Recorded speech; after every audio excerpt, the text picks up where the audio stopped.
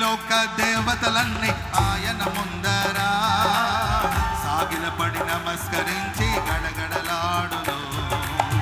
వంగని ప్రతి మోకాళ్ళు యేసయ్య ఎదుట వంగిపోవును.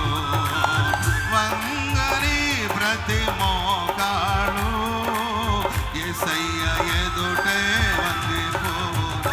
యేసు రాజుగా వచ్చుచున్నాడు, భూలోకమంతా తెలుసుకుంటారు. రారాజుగా వచ్చుచున్నాడు, యేసు రారాజుగా వచ్చుచున్నాడు, యేసు రారాజుగా వచ్చుచున్నాడు. చప్పట్లు.